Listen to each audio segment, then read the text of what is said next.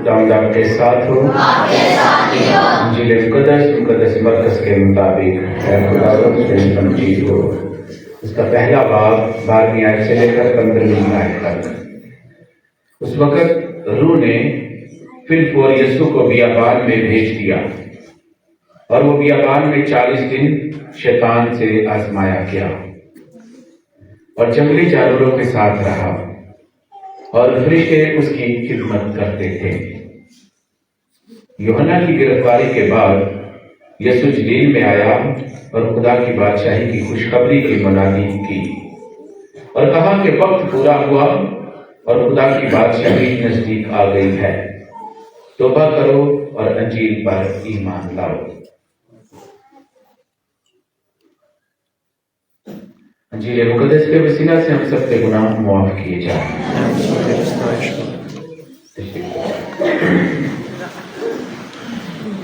इसी खुदावंद में मेरे अजीजों, इन रोजों के अय्याम में आज पहला इतवार है। इस इतवार के मौका पर हमने देखा है आज की पहली तिलावत में कि जब जमीन पर गुनाह की गंदगी बहुत बढ़ गई तो खुदा ने आसमान से 40 दिन और 40 रात मींह बरसाया ताकि इस जमीन की गुनाह की गंदगी को धो सके। और ये तूफान, ये 40 दिन और रात बारिश का बरसना, ये एक दिन की बात नहीं थी, बल्कि खुदा ने पहले से आगाह किया था। जैसे आज हमें दावत दी जाती है, हमें पैगाम मिलता है, तौबा करो और अंजील पर ईमान लाओ। नैनवा को तबाह करने से पहले खुदा ने अपने बंदे यूनुस के जरिए से मुनादी की कि तौबा करो, अगर नहीं करोगे तो 40 दिन के बाद नैनवा बर्बाद कर दिया जाएगा। तो इसी तरह नूह के दौर में, तूफान नूह से पहले सबको ये दावत दी गई कि तौबा करें, गुनाह को तर्क करें। और जब उन्होंने तौबा ना की तो क्या हुआ? पानी के साथ सब गर्क हो गए। कौन बचा? वही जो खुदा के हुक्म पर चला, नूह और उसका घराना। और वो मींह, वो बारिश, वो पानी बपतिस्मा की अलामत है और कश्ती कलीसिया की अलामत है। जो भी आज भी कलीसिया की कश्ती पर सवार होता है वो बच जाएगा। हेलो, बातें करने के बाहर चले जाए। आज भी, उस वक्त भी जो लोग कश्ती पर सवार हुए, जो भी जानवर, जानदार, इंसान, हवान, चरिंद, प्रेत, जो भी सवार हुआ वो बच गया। आज वो कश्ती खुदा की बनाई हुई कलीसिया है, जिसकी बुनियाद उसने पतरस पर रखी है कि तू कहता है तुझ पर मैं अपनी कलीसिया बनाऊंगा। और ये कलीसिया उस कश्ती की अलामत है। जो भी इस कश्ती पर सवार होता है, खुदा के मुताबिक, हुक्मों के मुताबिक जिंदगी बसर करता है, हाँ वो किसी भी किस्म का चरिंद, प्रेत, जानवर, हवान, इंसान, कुछ भी है, वो बच जाएगा।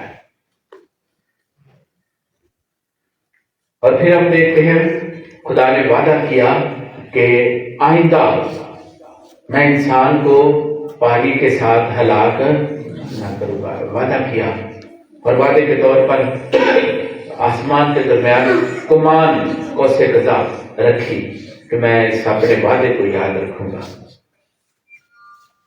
आज भी देखते हैं कि दुनिया में बदी बहुत है, बहुत बदी है।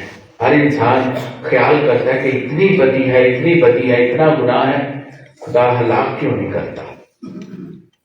खुदा इसलिए वक्त देता है कि हर इंसान बच जाए, तौबा करे, ईमान लाए और बच जाए। तो इस तरह ये हम देखते हैं कि कलाम में बेशुमार जगहों पर खुदा वादा करता है نجات کا وعدہ، بچانے کا وعدہ، رہائی کا وعدہ۔ پہلا وعدہ آدم اور حوا کے ساتھ جب انہوں نے گناہ کیا تو خدا نے وعدہ کیا، نجات دہندہ کا وعدہ، کہ میں تیری اور عورت کی نسل کے درمیان عداوت ڈالوں گا۔ اس طرح وقتاً فوقتاً خدا جو ہے اپنے وعدے کرتا ہے اور پورے کرتا ہے۔ آج ہم نے آج کی دوسری تلاوت میں بھی طوفان نوح کا ذکر ہے، بپتسمے کا ذکر ہے۔ لکھا ہے عزیزوں، مسیح ایک بار گناہوں کے واسطے مر گیا، یعنی راست باز ناراستوں کے لیے، ہم گناہ گاروں کے لیے پاک اور ترین۔ خداوند جو صداقت ہے، صادق ہے، وہ مر گیا تاکہ تم کو خدا کے پاس پہنچائے۔ وہ جسم میں تو مارا گیا لیکن روح میں زندہ کیا گیا، جس میں اس نے ان روحوں کے پاس جا کر بحث کیا جو قید تھی اور جو اگلے زمانے میں ضدی تھی، جس وقت خدا کا صبر نوح کے ایام میں جب تک کہ کشتی بنتی رہی تھی انتظار کرتا رہا تھا۔ اس پر تھوڑے سے لوگ یعنی 8 جانیں پانی سے صحیح سلامت بچی تھی، اور اس پانی کا مشابہ بھی یعنی بپتسمہ اب تم کو مسیح یسوع کے جی اٹھنے کے وسیلے سے بچاتا ہے۔ یہ بدن کے میل سے پاک ہونا نہیں، یعنی بپتسمہ جو ہے یہ بدن کے میل سے پاک ہونا نہیں، بلکہ نیک ضمیر کا خدا کا طالب ہونا ہے۔ وہ آسمان پر جا کر خدا کی دہنی طرف بیٹھا ہوا ہے، جہاں فرشتے اور حکومتیں اور قوتیں اس کے تابع کی گئی ہیں۔ یہ بھی لفظ قابل غور ہے۔ آج کی انجیل مقدس میں ہم دیکھیں گے کہ جہاں فرشتے اور حکومتیں اور قوتیں اس کے تابع کی گئی ہیں۔ جیسے یسوع نے آسمان پر جانے سے پہلے اپنے شاگردوں کو کہا کہ آسمان اور زمین کا کل اختیار مجھے دیا گیا ہے، بس سب قوموں میں جا کر، ساری خلق میں جا کر انجیل کی منادی کرو۔ یہ میرے اور آپ سب کے لیے حکم ہے آج، اور انہیں باپ اور بیٹے اور روح القدس کے نام سے۔ آج ہم نے یسوع کی آزمائش کے بارے میں دیکھا ہے کہ یسوع کی آزمائش کہاں پر ہوئی؟ مختلف جگہوں میں، ٹھیک ہے۔ اور اسی طرح ہم دیکھتے ہیں ایک دو باتیں آزمائش کے بارے میں بھی دیکھتے ہیں کہ آزمائش لفظ کا مطلب جو ہے، یا آزمائش کون کرتا ہے؟ خدا نہیں آزماتا کسی کو، نہ آزمائش میں لاتا ہے۔ کئی جگہوں پر میں ہم سنتے ہیں کہ خداوند یسوع مسیح کی سکھائی ہوئی دعا میں خداوند یسوع مسیح سکھاتے ہیں کہ اے ہمارے باپ تو جو آسمان پر ہے تیرا نام، تو اس کے آخر میں ہے آزمائش میں نہ پڑھنے دے بلکہ برائی سے بچا۔ تو کئی لوگ پڑھتے ہیں آزمائش میں نہ لا بلکہ برائی سے بچا۔ تو جو یہ کہتے ہیں کہ آزمائش میں نہ لا، وہ کہہ رہے ہیں کہ خدا آزمائش میں لاتا ہے۔ خدا آزمائش میں نہیں لاتا۔ آزمائش کون کرتا ہے؟ شیطان کرتا ہے۔ آدم کی کس نے آزمائش کی؟ آدم اور حوا کی۔ ایوب صابر کی۔ یسوع کی آزمائش کس نے کی؟ تو اس کا مطلب ہے آزمانے والا، آزمائش کرنے والا کون ہے؟ شیطان ہے، خدا نہیں آزماتا، ٹھیک ہے۔ تو یسوع کی آزمائش کے بارے میں ہے، کہاں پر آزمائش ہوئی؟ بیابان میں۔ یسوع کی آزمائش کہاں ہوئی؟ بیابان میں۔ تو آدم اور حوا کی آزمائش کہاں پر ہوئی؟ ہاں جی، باغ عدن میں، یعنی خوشی کا باغ۔ ایک طرف خوشحالی ہے اور آزمایا جاتا ہے، ایک طرف ویرانی ہے، بیابان ہے، وہاں پر بھی آزمایا جاتا ہے۔ اور یہ ساری باتیں میرے اور آپ کے لیے ہیں۔ ہم خوشی کے وقت بھی آزمائے جاتے ہیں اور دکھ اور مصیبت کے وقت بھی آزمائے جاتے ہیں۔ آزمائش آتی ہے، کیا ہم پورا اترتے ہیں یا مغلوب ہو جاتے ہیں؟ تو ہم دیکھتے ہیں کہ اس وقت یسوع روح سے بیابان میں لایا گیا تاکہ شیطان سے آزمائے، اور جب 40 دن اور 40 رات روزہ رکھ چکا تو آخر کار بھوکا ہوا۔ آدم اور حوا کی آزمائش، کھانے پینے کی آزمائش۔ خدا نے کہا کہ سب درختوں کا، ہر درخت کا پھل کھا سکتے ہو، لیکن نیک و بد کی پہچان کے درخت کا پھل نہ کھانا۔ اب جس سے منع کیا ہے وہی کیا۔ اتنے درخت اتنے پھل تھے، کیا ان کا ذکر ہے کہ انہوں نے کھایا؟ ہر درخت کا پھل کھا سکتے ہو، لیکن نیک و بد کی پہچان کے درخت کا پھل نہ کھانا۔ تو آزمانے والا بھی اسی کی آزمائش کرتا ہے۔ وہ آ کر کہتا ہے کہ خدا نے تجھے کیا حکم دیا ہے؟ وہ کہتے ہیں کہ خداوند نے کہا ہے کہ اس درخت کا پھل نہ کھانا، جس دن کھاؤ گے مرو گے۔ تو ورگلایا کیا؟ شیطان نے کیا ورگلایا؟ دھوکہ دیا، کہا تم نہیں مرو گے، تم خدا کی مانند ہو جاؤ گے، خدا کی مانند ہو جاؤ گے، تم نہیں مرو گے۔ اور لکھا ہے کہ وہ پھل دیکھنے میں خوش نما اور کھانے میں لذیذ ہے۔ گناہ کی لذت ہی بہت ہوتی ہے، حکم مدولی کی جو چاشنی ہے وہ بہت ہوتی ہے، دلکش ہوتا ہے، گناہ بہت دلکش ہوتا ہے، ہر بندہ کھینچا جاتا ہے۔ اسی وجہ سے یسوع کہتا ہے جو کشادہ دروازے سے داخل ہونے والے بہت ہیں، تنگ دروازے سے داخل ہونے والے بہت تھوڑے ہیں۔ بدی اس کی افزائش بہت ہے۔ تو خدا نے منع کیا تھا، شیطان نے ورگلایا اور انہوں نے کھایا۔ اور آج بھی مجھ میں اور آپ میں بھی ایسی ڈھیروں آزمائشیں آتی ہیں۔ تو یہ آزمائشیں جو ہیں ہمارے لیے ایک نمونے ہیں کہ کس طرح ہم نے شیطان پر غالب آنا ہے۔ تو جب شیطان نے ورگلایا، انہوں نے دیکھا کہ کھانے میں لذیذ ہے، دلکش ہے، خوشنما ہے، کھایا، حوا نے کھایا اور اپنے شوہر آدم کو بھی دیا۔ یہ گناہ خدا نے منع کیا، وہی کیا۔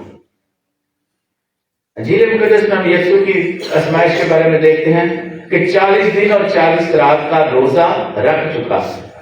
ہم نے سنا تھا نا رات کے بدھ کو کہ پہلا روزہ کہاں پر حکم صادر ہوا، ٹھیک ہے، آدم اور حوا کو یہ روزہ تھا ان کا کہ یہ کرنا ہے اور یہ نہیں کرنا، یہ کھانا ہے یہ نہیں کھانا۔ تو یسوع میں بھی وہی، یسوع پر بھی وہی آزمائش آئی۔ بیابان میں ہے، آزمانے والا آ کر کہتا ہے، جب یسوع بھوکا ہوا 40 دن اور 40 رات روزہ رکھ چکا، تو آزمانے والا قریب آ کر کہتا ہے کہ اگر تو خدا کا بیٹا ہے تو کہہ کہ یہ پتھر روٹی بن جائے۔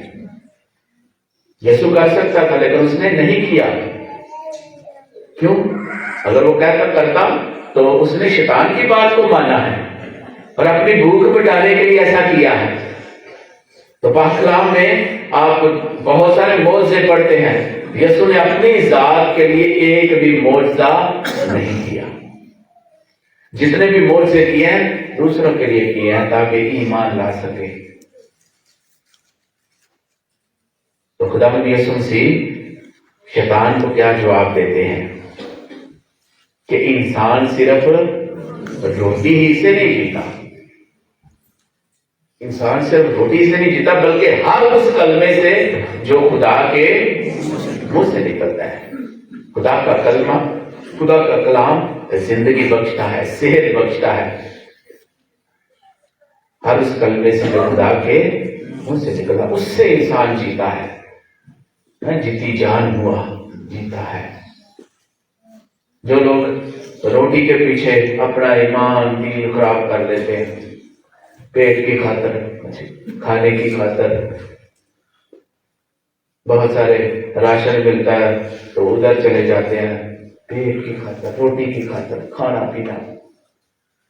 تو اس لیے میں کہتا ہوں کہ ہم پر بھی بہت ساری آزمائشیں آتی ہیں، کیا ہم ادھر چلے جاتے ہیں، شیطان کی بات مانتے ہیں یا خدا کی بات مانتے ہیں؟ جب ادھر دیکھا کہ شیطان یسوع پر غالب نہیں آ سکتا تو اس نے پھر اور ایک آزمائش کی۔ کیا آزمائش؟ ایک مقدس شہر میں لے گیا، مقدس شہر میں لے گیا، ہیکل کے کنگرے پر کھڑا کر کے کہا کہ اگر تیرے بارے میں لکھا ہے کہ اپنے آپ کو نیچے گرا دے تاکہ خدا کے فرشتے تجھے اپنے ہاتھوں پر اٹھا لیں گے تاکہ تیرے پاؤں کو ٹھیس نہ پہنچے۔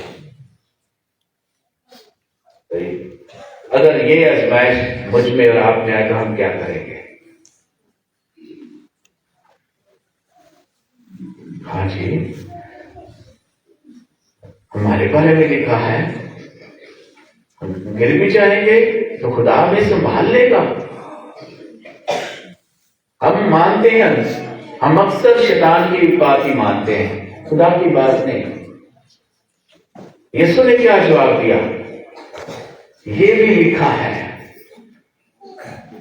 کہ تو خداوند اپنے خدا کو مت آزما۔ یہاں پر ہم دیکھتے ہیں کہ نہ صرف میں اور آپ، نہ صرف یسوع کلام کو جانتا ہے بلکہ شیطان بھی کلام کو بہت جانتا ہے۔ بڑی اسٹڈی ابھی اس کی، اسی لیے تو حوالہ دے کر کہتا ہے تیرے بارے میں یہ لکھا ہے کہ تو اپنے آپ کو نیچے گرا دے تو فرشتے تجھے اپنے ہاتھوں پر اٹھا لیں گے۔ سوچے ذرا، اگر مجھ میں اور آپ میں یہ آزمائش آئے تو ہم تو خدا کو آزما لیں گے۔ ہم یہ نہیں سوچیں کہ ہم خدا کو آزما رہے ہیں، ہاں ہمارے لیے لکھا ہے،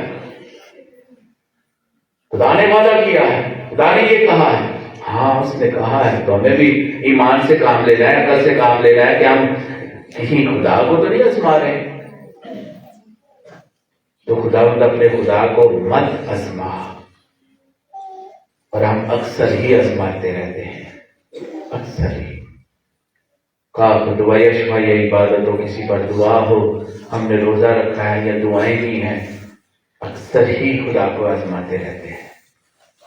تو یسوع سے ہمیں سیکھنا ہے کہ وہ کیسے شیطان پر غالب آیا، کلام ہی کے ذریعے سے۔ اس نے کلام کا ہی حوالہ دیا ہے کہ یہ بھی لکھا ہے کہ تو خداوند اپنے خدا کو مت آزما۔ جدو اتنے بھی دال نہیں نہ گلی، پھر یسوع نے اونچے پہاڑ پر لے گیا۔ اور یہاں پر ایک اور بات ہمیں سیکھنے کی ہے کہ دوسری آزمائش ہے، مجھے ہیکل کے کنگرے پر لے کر گیا، کیا کہا؟ اپنے آپ کو نیچے گرا دے۔ اچھا، جو اپنے آپ کو مذہبی طور پر، ایمانی طور پر، روحانی طور پر اپنے آپ کو بہت اونچا سمجھتے ہیں نا، ان کے بھی 100% چانس ہوتے ہیں نیچے گرنے کے۔ مقدس شہر میں لے گیا، اونچے پہاڑ پر، ہیکل کے کنگرے پر کھڑا کیا، اونچی جگہ پر، اور اس سے اوپر کون رہتا ہے؟ خدا رہتا ہے۔ آسمان پر کون رہتا ہے؟ خدا رہتا ہے، ٹھیک ہے۔ اور انسان اگر نیک، پاک، مذہبی بندہ خدا کے بھی قریب تر ہو،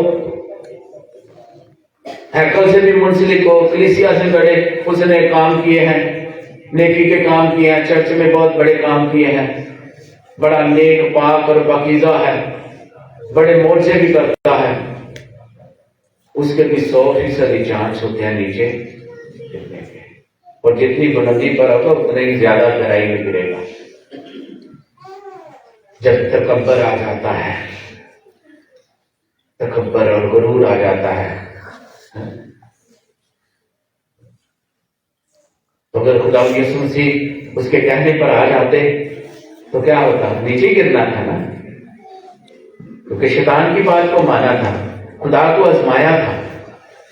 تو اس لیے ہمیں خدا کو آزمانا نہیں بلکہ خدا کے حکموں پر عمل کرنا ہے، پاک کلام کی گہرے طریقے سے اسٹڈی کرنا ہے، شیطان کے جو سوال ہیں ان کا جواب دینا ہے کلام میں سے۔ تو شیطان بھی کلام کو جانتا ہے کہاں پر کیا لکھا ہے، تو ہمیں کلام کے ذریعے سے ہی، جیسے یسوع نے جواب دیا کہ یہ بھی لکھا ہے کہ تم اپنے خدا کو مت آزما۔ تو اس لیے ہم اگر خدا میں بہت بڑا رتبہ مرتبہ رکھتے ہیں تو ہمیں اس رتبے مرتبے کو قائم رکھنا ہے، گرنا نہیں۔ اور اکثر ایسا ہی ہوتا ہے، ٹھیک ہے، اگر فادر بن گیا ہے تو وہ چودھری بن جاتا ہے، خادم ہے تو خادم رہنا چاہیے۔ اس طرح کوئی بھی عہدہ ملا ہے، کوئی بھی رتبہ مرتبہ ملا ہے تو ہمیں اس میں حلیمی اور فروتنی اور عاجزی سے کام لینا ہے۔ تو جو کوئی جتنا لکھا ہے پاک کلام میں، خدا جتنا سرفراز کرے اتنا ہی حلیم اور فروتن ہوتا جا۔ پھر تیسری آزمائش آزمانے والا شیطان جو ہے ایک اونچے پہاڑ پر لے گیا، اونچے پہاڑ پر، اور مملکتیں دکھائی، شان و شوکت دکھائی۔ اب اسی کو شیطان دکھا رہا ہے جس نے سب کچھ بنایا ہے، جس نے کائنات کو بنایا ہے، خالق اور مالک ہے، جس کے بارے میں لکھا ہے مملکتیں بھی اسی کی ہیں، عزت بھی اسی کی ہے، حشمت بھی اسی کی ہے، دولت بھی اسی کی ہے، حکومتیں بھی اسی کی ہے، سلطنتیں بھی اسی کی ہیں۔ وہی خداوندوں کا خدا، بادشاہوں کا بادشاہ۔ تو شیطان اسے کہہ رہا ہے اونچے پہاڑ پر لے جا کر، پھر دوسری بات، اونچے پہاڑ پر، اوپر خدا ہے، ٹھیک ہے، اونچے پہاڑ پر ساری مملکتیں دکھائیں اور کہا کہ اگر تو مجھے گر کر سجدہ کرے تو یہ سب کچھ تجھے دے دوں گا۔ یہاں پر یہ بات ضرور سیکھیں کہ ہمیں اپنے مرتبے کو جاننا ہے۔ خدا نے ہمیں کون سا رتبہ مرتبہ دیا ہے؟ ہم تم شاہی کاہنوں کا فرقہ ہو، مقدس قوم ہو، چنی ہوئی قوم ہو، مقدس قوم ہو، شاہی کاہنوں کا فرقہ ہو۔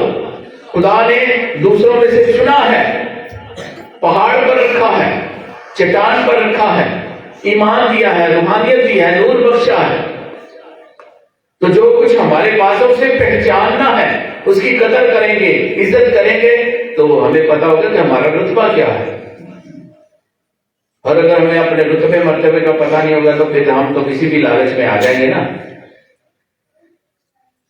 کسی بھی لالچ میں آ جائیں گے۔ جیسے آدم اور حوا کو شیطان نے آزمایا کہ تم خدا کی مانند ہو جاؤ گے۔ پاک کلام میں کیا لکھا ہے؟ خدا نے اپنی شبیہ پر، اپنی صورت پر، اپنی مانند انسان کو بنایا، اپنی مانند۔ تو شیطان بھی وہی کہہ رہا ہے کہ تم خدا کی مانند ہو جاؤ گے۔ ادھر یسوع جو کل کائنات کا خالق اور مالک ہے، شیطان سے کہہ رہا ہے یہ سب کچھ تجھے دے دوں گا۔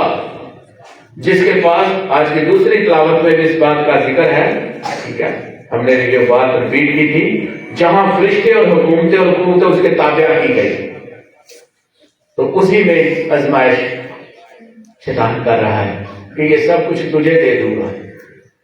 تو غور کریں اپنی اپنی زندگی پر، اگر ہمیں کوئی ایسی آفر ہوتی ہے تو ہم کیا کریں گے؟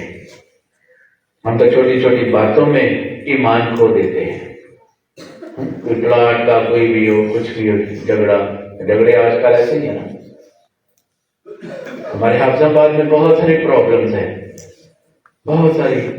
پاکستانی سلاسل نے جتنی بھی کالونیاں بنائی ہیں وہاں پر یہ لڑائی جھگڑے ہیں زمینوں پہ۔ ان نے ایک پلاٹ لیا تو اور بلیٹ لے نال قبضہ کر لیا، جدو مالک ہوتا ہے پھر لڑائی فادر جی ہو مسئلہ۔ لالچ، فریب، دھوکہ۔ ہم نے ایسی تعلیم نہیں پائی، یسوع ایسی تعلیم نہیں دیتا۔ خدا یسوع کے سامنے جو مالک ہے، یسوع تو اس کا تو اعلان ہے ہمارے لیے، اس نے آگاہ میں سب سے پہلے آگاہ کر دیا ہے۔ پاک کلام میں لکھا ہے کہ جو کچھ باپ کا ہے وہ بیٹے کا ہے، جو کچھ باپ کا ہے وہ بیٹے کا۔ خدا آپ کو مملکتوں کا، زمین اور آسمان کا خالق اور مالک بناتا ہے، لیکن ہم چھوٹی چھوٹی باتوں میں لڑائی جھگڑے، لالچ، حسد، فریب، بغض، کدورت، نفرت، ہم گناہ پر گناہ کیے جا رہے ہیں۔ لالچ ہی لالچ ہے۔ کوئی کلمہ پڑھ کر شادی کر رہا ہے، لالچ۔ کوئی کلمہ پڑھ کر کوئی اور مذہب میں جا رہا ہے، لالچ۔ ہمیں اپنے رتبے کو، یہ سب کچھ ہم کہتے رہتے ہیں، گیت بھی گاتے ہیں کہ یہ سب کچھ ادھر ہی رہے گا، میری کار نہ میری نہ تیری، دنیا کی ہر شے مٹی والی تیری ہے۔ اسی گاتے رہتے ہیں لیکن لالچ بھی کری جاتے ہیں۔ ہمیں ہر طرح کے لالچ، فریب، دھوکے سے بچنا ہے۔ اور خدا یسوع مسیح جو ہے وہ فرماتے ہیں کہ تو خداوند اپنے خدا کو سجدہ کر اور صرف اسی کی عبادت کر، اسی کی عبادت کر۔ لیکن ہم میں اس سے بھی بڑھ گیا کام ہے، आदम और हवा से भी, शैतान से भी आगे निकल गए हम। कहीं पर चर्च ना हो, यीशु कहता है कि जहां 2 या 3 मेरे नाम पर जमा हो वहां मैं हाजिर हूं, वहां मैं हाजिर हूं। अच्छा जिथे चर्च ना हो ना, पिंड शहर से या किसी कॉलोनी च, तो की कहेंगे ਅਸੀਂ ਤੁਹਾਨੂੰ गिरजा बना देने, तुम साड़ी मिशन च आ जाओ, कहते ने कि नहीं है, कहते ने ਅਸੀਂ ਤੁਹਾਨੂੰ गिरजा बना देने, तुम साड़ी मिशन च आ जाओ। वो केड़ी मिशन है कि जी लालच से मबनी, असी उन्होंने रूहानी पिछली पूरी करनी है या कि लालच देना। तो साड़ी कलीसिया भी आंदर ठीक है कि साਡਾ गिरजा होना चाहिए। खुदा कहता है जहां 2 या 3 मेरे नाम पर जमा हो मैं वहां पर, कहा बिल्डिंग ना भी हो तो खुदा से मौजूद है। तो लेकिन होता की है, गिरजा बन गया, लड़ाई शुरू ईमानी तौर पे, ओदे खिंचते ने, दूसरे अपने खिंचेंगे, ठीक है। तो वाकई जान गए भाई जी असी कहते लगा प्यो दादे कहते लगा, नहीं कोई नहीं गल, तुम दुआ ही करनी। गौर करो, लिखा है खुदा मोहब्बत है, जो मोहब्बत में रहता है वो खुदा में रहता है। एक ही घर में कोई इस तरफ जा रहा है, उस चर्च में जा रहा है, उस चर्च में जा रहा है, उस चर्च में जा रहा है, वो कौन सा मजहब है, वो कौन सा मसीह है, वो कौन सी बाइबल है जो ऐसी तालीम देती है कि एक ही घर में तफरीके हों, तफरीक हो।